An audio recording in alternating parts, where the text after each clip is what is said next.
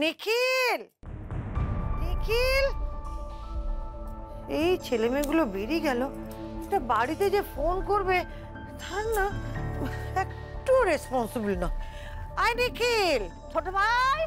আসছি আসছি, বলো বলো বলো, কি হয়েছে বলো। বলছি যে এই যে দিয়ারা গেল, তোর সঙ্গে ফোনে কোনো কথা হয়েছে? তুই ফোন করে দেখ না, দেখ ওরা গেল তো ঠিকঠাক গেল কিনা, লাগেজগুলো সিটের তলায় রাখলো কিনা, রাতে ঠিকঠাক খাবার খেয়েছে কিনা।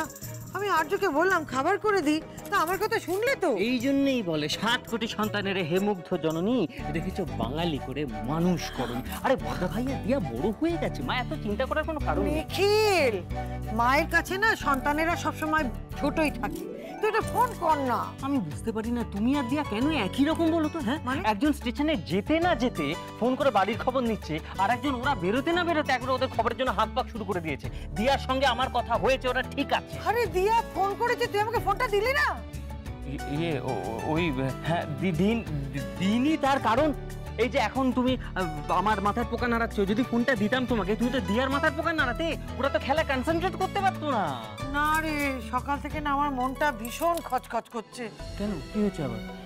আসলে সকালে দিয়ার নামে পুজো দিয়েছিলাম, তা ভাবলাম ওরা বেরোনোর সময় ওই পুজোর ফুলটা দিয়ার হাতে দিয়ে দেবো, কিন্তু নানান কাজের চাপে না সেটা ভুলে গেছি।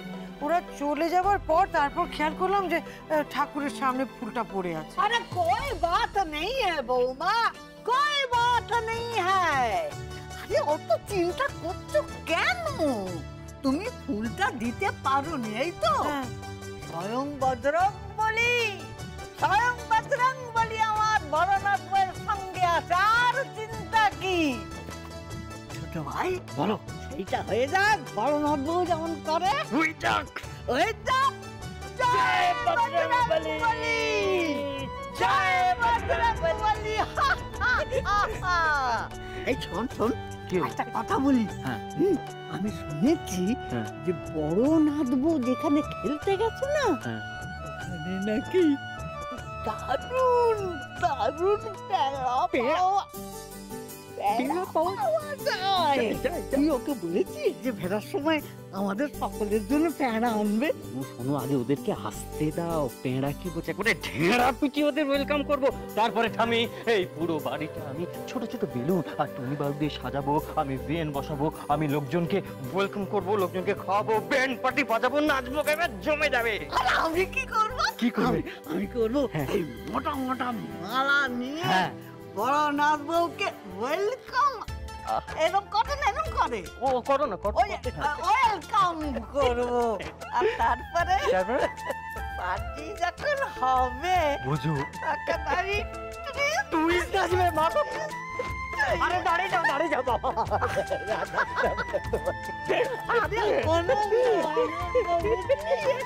সত্যি সত্যি টুইস্ট আসবে তো? বুড়ো বয়সের শখ কত, বড়নাথ বউ জিতলে টুইস্ট নাচবে, এদিকে উনি টুইস্ট নাচছেন আর ওদিকে ওনার বড়নাথ বউ আমাদের নাচাচ্ছে, আমাদের আমাদের সব প্ল্যান বানচাল করে দিচ্ছে। না না না, এভাবে তো কিছুতেই চলতে পারে না, এর একটা বিহিত আমায় করতেই হবে, যেভাবে হোক করতেই হবে। বাবা, আমি সহ্য করতে পারছি না, আমি আর কিছুতেই সহ্য করতে পারছি না।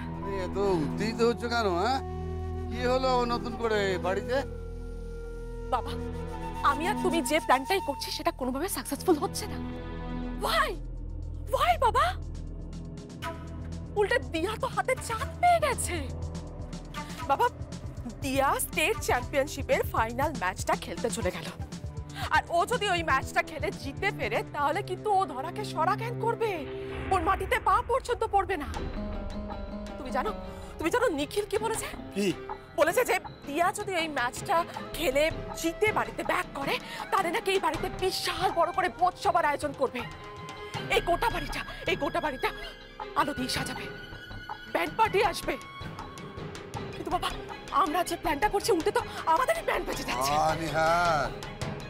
শান্ত হও। শোনো, মায়াঙ্ক আর শ্রীরাগে তুমি অত সহজ লোক ভেবো না, ওরা দুজনে দিয়াকে ছেড়ে দেবে বলে তোমার মনে হয়? ওর তুমি ছাড়ো তো মায়াঙ্কা ট্রিনার কথা। They are just good for nothing. Mayank Sharma খুব বড় বড় কথা বলেছিল, বলেছিল ওরাকে দিয়ার এই করবে, দিয়ার ওই করবে। কোথায় কোথায়? উল্টে দিয়া সব কটা ম্যাচ জিতে আজ স্টেট চ্যাম্পিয়নশিপের ফাইনাল ম্যাচ খেলতে চলে গেল। আর ট্রিনা বললো দিয়া আর দাদা ভাইয়ের সম্পর্কে চির ধরাতে কি করলো না, অ্যানিভার্সারির পার্টিতে এসে সামান্য ফানুসে আগুন ধরিয়ে দিয়ে চলে গেল। বাহ, দিয়া আর দাদা ভাইয়ের সম্পর্কে ট্রিনা কবে আগুন ধরাতে পারবে বাবা? আর আমি বললাম না এত উত্তেজিত হয়েও না। আর ট্রিনাকে এইভাবে হেও করো না। পেছন থেকে যদি কেউ ছুরিটা মারতে পারে না, সেটা ট্রিনাই পারবে। ও রিয়েলি? আচ্ছা বাবা, ট্রিনা যদি কোনোভাবে দাদা ভাইয়ের পিছনে ছুরিটা মেরে দেয়? দূর, তা কখনো হয় নাকি? বোকার মতো কথা বলো না নিহার। দেখো, আর্য সম্পর্কে ট্রিনার এখনো যথেষ্ট সফট কর্নার রয়েছে। না না না না, ওসব কথা বাদ দাও। ধৈর্য ধরে খালি দেখে যাও এই বাড়িতে কি কি ঘটে। আমি আর ধৈর্য ধরতে পারছি না বাবা, কোনোভাবে ধৈর্য ধরতে পারছি না। আর তোমাকে রিকোয়েস্ট করছি একটা কথা, সেটা হচ্ছে এই যে তুমি এতদিন ধরে অসুস্থতার নাটকটা করে যাচ্ছ না, এবারে সেটা বন্ধ করে স্বমহিমায় ফিরে এসো।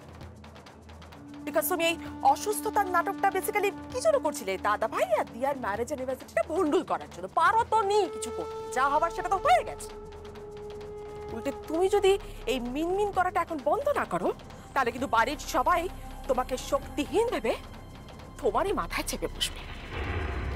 তাই আমি এটাই বলছি যে প্যাভিলিয়নে বসে কাটিয়েছো অনেক দিন হয়েছে, এবার একটু মাঠে নেমে এসো। মানুষ যদি মনে করে না যে কোন একটা জঙ্গলে বাঘ রয়েছে, তখন সেই জঙ্গলের পাশ দিয়ে যাওয়ার সময় কিন্তু মানুষের গাটা ছমছম করে ওঠে, বুঝতে পেরেছো?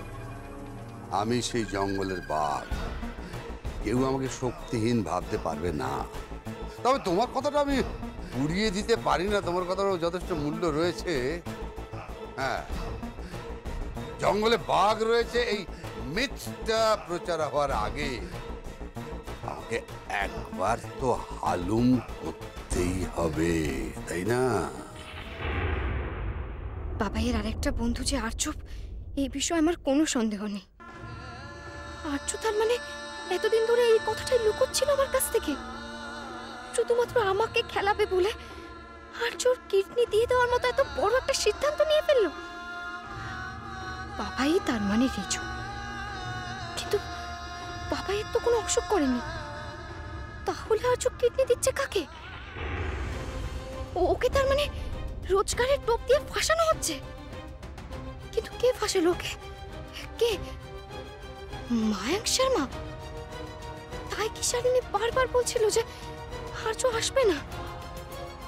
কিন্তু কিন্তু আর্য আজকে এলো না কেন? তাহলে কি আজকেই ওর অপারেশন? আচ্ছা বাবাই, তুমি কি তোমার ওই বন্ধুটাকে আজকে হাসপাতালে দেখেছো? হ্যাঁ না, আমি তো ঘুমাচ্ছিলাম, আমি দেখিনি। আর্য যখন আমাকে কথা দিয়েও আসেনি, তার মানে নিশ্চয়ই ওর আজকেই অপারেশন। কিন্তু আমাকে এই অপারেশনটা আটকাতে হবে। কিন্তু কিভাবে আটকাবো আমি? ভাইয়াকে ফোন করবো? না না, ভাইয়াকে ফোন করে সব ব্যবস্থা করতে গেলে তো অনেক দেরি হয়ে যাবে। আর এই ট্রেনে তো শালিনীও আছে, ও যদি বাবাইকে চিনে ফেলে, না না না, শালিনী সব টের পেয়ে যাবে। এবার জানবি তুমি আমাকে বাবাইয়ের সঙ্গে দেখা করে দিয়েছ, এবার আর্যকে তুমি ওর বিপদ থেকে রক্ষা করো, রক্ষা করো ঠাকুর।